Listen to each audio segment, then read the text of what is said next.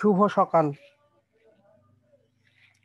ব্যবসা শিক্ষা শাখার স্কুল ছাত্রদের সবাইকে স্বাগত জানাই আমার অনলাইন সেশনে।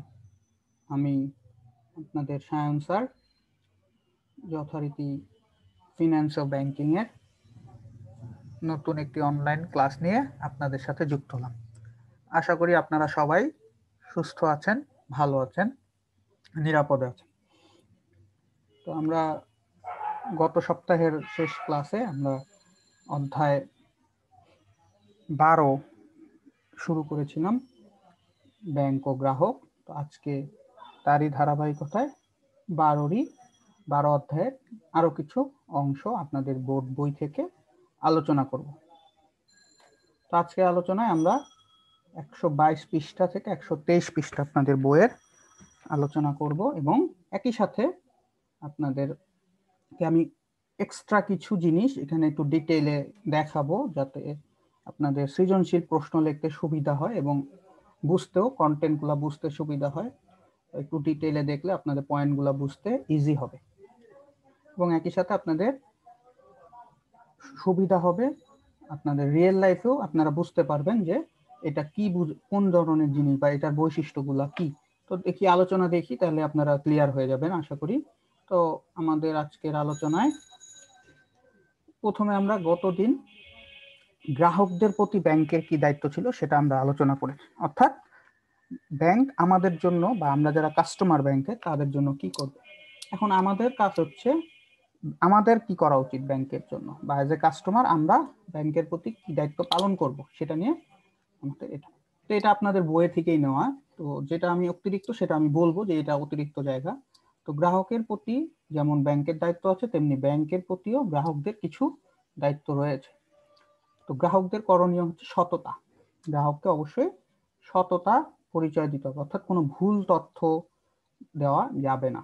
ব্যাংকের সাথে সম্পর্কের ক্ষেত্রে সততার পরিচয় দেওয়া গ্রাহকের একটি পরম দায়িত্ব। হিসাব খোলার সময় সকল, আমরা একটা হিসাবের ফর্ম দেখছিলাম, তো ওই ফর্মটায় সব তথ্য যাতে সঠিক থাকে এবং সেটা দেওয়া আবশ্যক।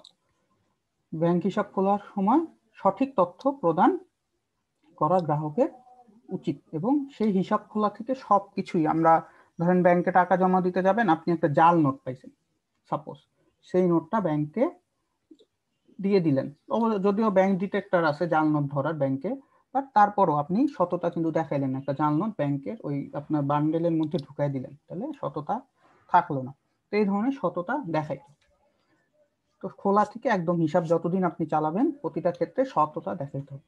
ঋণ পরিশোধ, আপনি যদি ব্যাংকের নিকট হতে গৃহীত ঋণের চুক্তি অনুযায়ী সময় মতো পরিশোধ করা মক্কেলের পবিত্র দায়িত্ব কর্তব্য। অর্থাৎ আপনি যে টাকা ঋণ নিবেন, ধরেন 10 লাখ টাকা ঋণ নিলেন, তো এই 10 লাখ টাকা সুদ সহ যেই সময়ের মধ্যে পরিশোধ করার কথা তার মধ্যে পরিশোধ করে দেন। তাহলে কি হবে, পরিশোধ যদি না করি তাহলে কি ব্যাংক আপনার যে সম্পত্তি ক্রয় করবে, অর্থাৎ সম্পত্তি নিয়ে নিবে, ক্রয় করা মানে বাজেয়াপ্ত করবে বা বিক্রি করে আইনের মাধ্যমে এই পাওনাটা আদায় করবে। তার মানে আপনাকে অনেকগুলা ঝামেলার মাধ্যমে সেই ঋণটা পরিশোধ করতে হবে বা কোনো না কোনো ভাবে আপনাকে পরিশোধ করতেই হবে। যদি আপনি 70 থেকে 80% কেসে ব্যাংক আপনার থেকে নিয়ে নিবে, 20-30% কেসে দেখা যায় নিতে পারতেছে না, বাট এটা আমরা করবো না, আমরা যেটুকু আমরা পারবো সেটুকুই ব্যাংক থেকে ঋণ নিব। সুদ আদায়, চলতি হিসাবে আমরা জানি জমাতিরিক্ত উত্তোলন হলে ঋণ গ্রহীতার ক্ষেত্রে ব্যাংক থেকে সুদ কেটে নেয়, ক্রেডিট কার্ডের ক্ষেত্রে আমরা বলছিলাম। তো ব্যাংকের অন্যান্য সুবিধা সেবা দিলেও তার জন্য একটি যুক্তিসঙ্গত সেবা ফি কেটে নেয়। তো আমাদের দায়িত্ব কি, যে ব্যাংক যদি আপনাকে এই জমাতিরিক্ত উত্তোলনের সুযোগ দেয়, তো সেটা নিয়ম অনুযায়ী যেই সুদ এবং আসল আছে সেটা গ্রাহককে পরিশোধ করতে হবে, কারণ আপনাকে জানাই বা আপনি জানবেন যে আপনাকে এক্সট্রা টাকা দেওয়া হয়েছে উত্তোলন করার জন্য, এবং তার জন্য কি কি কাটা হবে সেটা অনুযায়ী কিন্তু আপনি চুক্তি হবে, চুক্তিটাকে সাইনও করবেন আপনি। তো আপনি সাইন করলেন পরে এটা মানলেন না, সেটা হবে না। সেটা আমাদের দায়িত্ব হবে যে আমরা যদি চুক্তিটা সাইন করি, যে চুক্তিটা মানব। সঠিকভাবে চেক অঙ্কন, অর্থাৎ চেক নিয়ে আমরা পরের লেকচারটা আমরা কথা বলবো, পরের দিনের লেকচারে। তো দেখবো আমরা চেকের মধ্যে সতর্কতা ও নিয়ম কানুন মানতে হবে। আপনি যখন চেক লিখবেন যে যে নিয়ম আছে এবং কোনো যাতে ভুল ত্রুটি না হয়, কাটাকাটি না হয়, সেটা মানতে হবে। একই সাথে আপনার স্বাক্ষরটা সঠিক আছে কিনা। আপনি ব্যাংকে জন্য একটা স্বাক্ষর সবসময় ব্যবহার করবেন, যেটা ব্যাংকের চেক ওঠানোর ক্ষেত্রে সবসময় ওইটাই যাতে হয়। ঠিক আছে, ওই নমুনা স্বাক্ষর যাতে আপনার অন্য কিছু না হয়, বা আপনি আজকে একভাবে লিখলেন, আবার 1 মাস বা 2 মাস বা 6 মাস পরে যায় সাইনটা অন্যরকম লিখলেন, সেটা হবে না। তো অর্থাৎ ব্যাংকে যখন আপনি অ্যাকাউন্ট খুলবেন, তো ব্যাংকে লেখার জন্য একটা সাইন ফিক্সড রাখবেন, যে আমি এইভাবেই ব্যাংকের সব ব্যাংকে এই সাইনটা ইউজ করব। আর যদি সব ক্ষেত্রের জন্য একটা সাইন রাখেন তাহলে তো আরো ভালো। তো সঠিক স্বাক্ষর দিতে হবে, তারিখ ঠিক থাকতে হবে, টাকার পরিমাণও ঠিক থাকতে হবে, এবং আপনি দেখলেন যে আপনার অ্যাকাউন্টে 50,000 আছে, আপনি লিখলেন হলো 80,000 টাকা উঠাবেন, সেক্ষেত্রেও কিন্তু আপনি সততা দেখাইলেন না, বা আপনার চেকটা এমনি বাদ হয়ে যাবে। চেক বলতে আমরা কি বুঝাই? আমানতকারী কর্তৃক ব্যাংকের উপর লিখিত আদেশ। তো চেক কি? প্রশ্ন হয় চেক কি? চেক হচ্ছে আমানতকারী কর্তৃক ব্যাংকের উপর কোনো লিখিত আদেশ, বা ব্যাংকের উপর আমানতকারী লিখিত আদেশকে কি বলে? 4টা অপশন থাকতে পারে। ঠিক আছে, তো এই হচ্ছে চেকের বা চেকটা লেখার ক্ষেত্র। তো এখন আমরা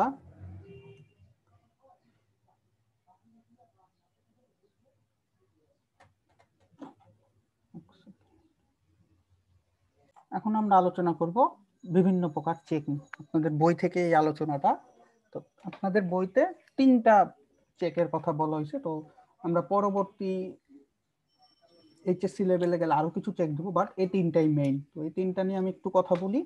বাহক চেক। বাহক চেক হচ্ছে ব্যাংক এক্ষেত্রে চেকের বাহককে নগদ অর্থ দিতে বাধ্য, অর্থাৎ চেকটা যে লোকটা হাতে করে ব্যাংকে নিয়ে যাবে তাকেই ব্যাংক টাকা দিতে বাধ্য। অর্থাৎ যে কোনো ব্যক্তি বা যে ব্যক্তি এই ধরনের চেক বহন করবে বা ব্যাংকে উপস্থাপন করবে, ব্যাংক তাকেই অর্থ পরিশোধ করতে বাধ্য থাকবে। তাহলে এখান থেকেও একটা নৈর্ব্যক্তিক হইতে পারে, বা আপনাদের জ্ঞানমূলক প্রশ্ন হয় বাহক চেক কি, বা কোন চেকের অর্থ বাহককে দিতে হয়, উপস্থাপন যে করে তাকে দিতে হয়। তো এটা হচ্ছে বাহক চেক। তো হুকুম চেক, এরপরে যে চেকের অর্থ ব্যাংক নির্দিষ্ট কোনো ব্যক্তি ব্যতীত অন্য কেউ উত্তোলন করতে পারে না, তাকে হুকুম চেক বলে। অর্থাৎ নির্দিষ্ট কোনো ব্যক্তি থাকবে, সেই নির্দিষ্ট ব্যক্তিরাই এটা উঠাইতে পারবে। হুকুম চেকে সাধারণত নির্দিষ্ট কোনো ব্যক্তির নাম উল্লেখ করা থাকে, অর্থাৎ চেকের মধ্যে নাম লেখা থাকবে যে কে যাচ্ছে, কে ওই টাকাটা উঠাবে, তো এবং তার নাম লেখা থাকবে, এবং তাকে তার প্রুফ দিতে হবে, যে ভোটার আইডি কার্ডের প্রুফ দিতে হবে, যে হ্যাঁ তিনি ওই ব্যক্তি, ছবি সহ যে কোনো একটা আইডি কার্ডের প্রুফ দিলে সেই টাকাটা উঠাইতে পারবে। তারপর ডাক কাটা চেক। বাহক চেক ও হুকুম চেকে চেক প্রাপ্তির অর্থ প্রাপ্তির নিশ্চয়তা ও নিরাপত্তার জন্য এখন উক্ত চেকের বাম কোণায় আড়াআড়ি ভাবে সমান্তরাল দুটি রেখা অঙ্কন করা হয়, যাকে দাগ কাটা চেক বলা হয়।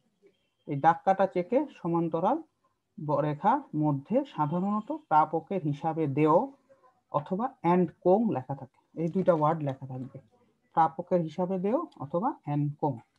তো এই ধরনের চেকে অর্থ উত্তোলন না করে বরং এটা হিসাবে জমা, অর্থাৎ আপনি যখন একটা চেকের আড়াআড়ি কর্নার, যদি এটা একটা চেকের কর্নারে, এই যে কর্নারটায় যখন আড়াআড়ি দুইটা দাগ থাকবে এবং ভিতরে প্রাপকের হিসাবে দেওয়া অথবা এন্ড কোং কথাটা লেখা থাকবে, আর এই চেক যখন জমা হয় তখন আপনি ক্যাশ টাকা পাবেন না, আপনার ওই টাকাটা অ্যাকাউন্টে জমা হয়ে যাবে।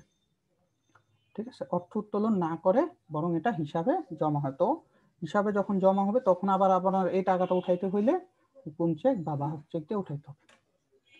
তার মানে অর্থাৎ এই চেকটা অন্য কেউ আপনার অ্যাকাউন্টে যদি জমা দিতে চায় টাকা, সেজন্য এই চেকটা ব্যবহার করতে পারে। এই হচ্ছে দাগ কাটা চেক। টোটাল 3 ধরনের চেক, এবং এটা যে কোনো হুকুম বা বাহক চেকেই যদি হারাহারি দাগ কাটা হয় তাহলে সেটা দাগ কাটা চেক পরিণত হয়। তো এই হচ্ছে আপনাদের বই থেকে আলোচনা। তো আমি এখন একটু অতিরিক্ত কিছু রাখতেছি যাতে আপনাদের বুঝতে সুবিধা হয়। প্রতিটা চেক নিয়ে আমি আরো কিছু কথা বলবো, যেটা আপনাদের সৃজনশীল লিখতে বা আপনাদের নৈর্ব্যক্তিক প্রশ্নের জন্য সুবিধা। এটা আপনাদের বইয়ের বাইরে, পরবর্তী যা আজকের আলোচনার সেগুলো আপনাদের বইয়ের থেকে না। তো যে চেকে আমরা একটু আগে এটা সংজ্ঞাটাও দেখেছি, যে যে ব্যক্তি উপস্থাপন করে সেই টাকা তুলতে পারবে, এটাই বাহক চেক। এই ধরনের চেকে প্রাপকের নামের শেষে অথবা শব্দ লেখা থাকে। তো এইখানে প্রাপকের নামের শেষে অথবা শব্দটা লেখা থাকে, অর্থাৎ চেকটা যখন আপনি লিখবো, আমি যদি লিখি মিস্টার করিম অথবা, যে এই চেক ধারণ করবে সেই এই চেকের মালিক। যে কোনো ব্যক্তি এই চেক ব্যাংকে যথাসময় নিয়ম মাফিক উপস্থাপন করলে সেই টাকার পাওয়ার অধিকার। এটা আমরা একটু আগেও আমাদের ওইখানেও ছিল। বাহক চেকে ব্যবহার সবচেয়ে বেশি হয়। আগে বাহক চেক দিয়ে নির্দিষ্ট শাখা ছাড়া চেক তোলা যেত না। আগে নির্দিষ্ট কিছু শাখা থাকতো, ওই শাখা থেকে তুলতে হইতো টাকা। এখন অনলাইন ব্যাংকিং হওয়ার কারণে যে কোনো শাখা থেকেই আমরা এই চেক দিয়ে টাকা উত্তোলন করতে পারি। অর্থাৎ আপনি ব্র্যাক ব্যাংকে অ্যাকাউন্ট, আপনি ব্র্যাক ব্যাংকের যে কোনো শাখায় গেলে আপনি এই চেক জমা দিলে টাকা উঠাতে পারবেন। তো এই চেকের কি কি সুবিধা আছে? এই চেকটি ব্যবহার করে আপনি ব্যাংক থেকে টাকা তুলতে পারেন। এই চেক ইচ্ছা করলে আপনি দাগ কাটা চেক বা হুকুম চেকে পরিণত করতে পারবেন। কোনা দিয়ে দাগ দিলেই দাগ কাটা চেক। এটা হস্তান্তর করা খুবই সহজ। এই লেনদেন বা এই ধরনের চেকে লেনদেন সবচেয়ে সহজ। বাহক যে কেউ এটা অর্থ উত্তোলন করতে পারে। তবে এটা যদি আমি একটু অসুবিধা বলি, বাহক চেকে নিরাপত্তা কম। কারণ আপনি একটা চেক নিয়ে যাচ্ছেন, রাস্তায় আপনার চেকটা পকেট থেকে পড়ে গেল, তো যে লোক হাতে পাবে সেই লোক ব্যাংকে চলে গেল, সে ধরেন ওই ব্র্যাক ব্যাংকে, সে দেখলো এটা ব্র্যাক ব্যাংকের চেক, ধরেন 50,000 টাকা লেখা আছে, আপনার চেকটা পড়ে গেল, আপনি হয়তো আপনার খেয়াল নাই যে চেকটা পড়ে গেছে, তো ওই লোক গেলে ওই লোক কিন্তু 50,000 টাকা উঠায় নিয়ে আসতে পারবে। হ্যাঁ, পড়ে গেলে আপনি কি করতে পারেন, ব্যাংকে জানাই দিয়ে দিতে পারেন যে আমার চেকটা, একটা চেক নাম্বার সহ বলবেন যে এটা রাস্তায় পড়ে গেছে, আমার হারায় ফেলছি আমি। তো ওই ওই চেক নিয়ে যদি কেউ ব্যাংকে আসে টাকা উঠাইতে, টাকা দিবেন না। যদি এটা জানাই রাখেন তাহলে ব্যাংক দিবে না। বাট আপনি যদি না জানান বা আপনি নিজে জানতেই পারেন না যে চেকটা হারায় ফেলছেন, সেক্ষেত্রে কিন্তু উনি সহজেই টাকা উঠায় নিয়ে যাবে। এটা একটা নিরাপত্তার অভাব এই চেকে রয়েছে। তো এখন দেখবো হুকুম চেক। তো যে চেকে প্রাপকের নামের শেষে অর্থাৎ মিস্টার করিম যদি হয়, অথবা শব্দটির পর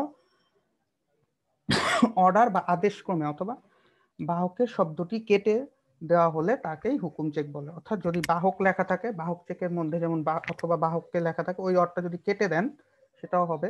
অথবা অথবা শব্দটির পরে আপনি অর্ডার বা আদেশ ক্রমে ওয়ার্ডটি যদি লেখেন তাহলে সেটা হুকুম চেক হয়ে যায়। তো উল্লেখিত ব্যক্তি ছাড়া অন্য কাউকে এই টাকা প্রদান করা হয় না। এটা আমরা আগের আপনাদের বইয়ের লেকচারেও তাই ছিল। আমানতকারী কর্তৃক শনাক্ত করার পর ব্যাংকে টাকা প্রদান হয়। অর্থাৎ আপনাকে শনাক্ত করা হবে, আমি বলছিলাম ভোটার আইডি কার্ড বা ছবিযুক্ত আইডি কার্ড দিয়ে, তারপরে আপনি ওই চেকে টাকা উঠাইতে পারবেন। তো এর সুবিধা কি? এই চেকে নিরাপদ। বাহক চেকে যেটা বললাম নিরাপত্তা কম, এটাতে নিরাপত্তা বেশি। হারিয়ে গেলে কেউ এই টাকাটা তুলতে পারে না। অর্থাৎ আপনি নাম লিখে দিয়েছেন অথবা আদেশ অনুসারে, তার মানে আমি যদি পাই আপনার চেকটা রাস্তায় পড়ে যাওয়ার পর, আমি নিয়ে গেলেও আমাকে দিবে না। হুকুম চেকের পেছনে স্বাক্ষর করে এটা হস্তান্তর করতে হয়। অর্থাৎ কাউকে দিতে হলে এটাতে স্বাক্ষর দিতে হবে। এবং হুকুম চেকের মাধ্যমে অর্থের লেনদেনে নিরাপদ বলছি এবং ঝুঁকি কম। এবার দাগ কাটা চেকে আসি। দাগ কাটা চেকে কোনাকুনি সমান্তরাল দাগ থাকবে, এটা আমরা এখানে বলছি। আমরা একটু সুবিধাগুলো দেখব। দাগ কাটা চেকে হিসাবের মাধ্যমে অর্থ উত্তোলন করতে হয়। কোনো নির্দিষ্ট হিসাবে জমা না দিলে সরাসরি টাকা তোলা যায় না। অর্থাৎ আপনি এটা ব্যাংকের অ্যাকাউন্টে টাকা জমা হবে। তো চেক হারিয়ে গেল, চেকের টাকা ঝুঁকি থাকে না। এই লেনদেন দলিল হিসাবে কাজ করে। দাগ কাটা চেক ব্যাংকে জমা দিয়ে টাকা সংগ্রহ করা হয় বলে কেউ এটা তুলতে পারে না, সে কারণে ঝুঁকি থাকে না। দাগ কাটা চেকে কোনো নির্দিষ্ট ব্যাংকের কোনো হিসাবে সংগ্রহ করতে হয়, সেহেতু কোনো চেক জালিয়াতি বা চুরি হলে তা সহজেই শনাক্ত করা যায়। দাগ কাটা চেক সবচেয়ে নিরাপদ এবং বড় অঙ্কের টাকার ক্ষেত্রে দাগ কাটা চেকের মাধ্যমেই পরিশোধ করা যায়। প্রয়োজন হলে দাগ কাটা চেককে আদেষ্টা কর্তৃক খোলা বা হুকুম চেকে পরিণত করা যায়। প্রস্তুত করে চেকের দাগ কাটা স্থানে তার নমুনা স্বাক্ষর দিলে চেকটি আবার বাহক, অর্থাৎ ওই কর্নারে যদি আমি এই যে এন্ড কোং বা কেবলমাত্র প্রাপকের হিসাব এই ওয়ার্ডগুলো না থাকে, আমি যদি লেখা দেই স্বাক্ষর, আমার স্বাক্ষরটা দিয়ে দেই ওই সমান্তরাল দাগের ভিতরে, তাহলে সেটা হুকুম বা বাহক চেকে পরিণত হয়ে যাবে। দাগ কাটা চেক অধিক নিরাপদ, সুযোগ সুবিধা এটা বেশি, এটাতে জালিয়াতির সুযোগ খুবই কম, তার জন্য এটা আমরা বলতেছি এটা ইউজ করা সবচেয়ে ভালো যদি আপনি বড় অঙ্কের টাকা লেনদেন করেন বা কেউ যদি আপনাকে বড় অঙ্কের টাকা আপনার অ্যাকাউন্টে দিতে চায়, তাহলে দাগ কাটা চেকই সুবিধা। তো এই হলো আজকের আলোচনা। তো আমরা লাস্ট তিনটা যে দেখলাম, মানে তিনটার সুবিধা নিয়ে আমি আপনাদের সাথে কথা বললাম। আশা করি আপনারা আরেকটু ডিটেইল জানতে পারলেন প্রতিটা চেক নিয়ে, বা আপনারা নিজেদের জীবনেও চেকের ব্যবহার যখন করবেন সেক্ষেত্রে আপনারা বুঝতে পারবেন যে কোনটা আপনাদের জন্য ব্যবহার করা কখন উচিত। এটা বিভিন্ন সময় অনুযায়ী বা আপনার কাজের ধরন অনুযায়ী ব্যবহার করতে হয়। তো এই ছিল আজকের আমাদের চেক সংক্রান্ত আলোচনা, এবং আমরা গ্রাহকদের দায়িত্ব নিয়ে দেখলাম। তো পরবর্তী লেকচারে আমরা চেকের একটা নমুনা দেখব এবং চেক কিভাবে তৈরি করতে হয়, কিভাবে লিখতে হয় সেটা দেখব। সেটা আপনাদের নিজেদের জীবনেও লাগবে, আপনার বাসায় একটা চেকও আপনি লিখতে পারবেন যদি পরের লেকচারটা আপনারা ভালো মতো শুনেন। তো সবাইকে অসংখ্য ধন্যবাদ, সবাই খুব ভালো থাকবেন।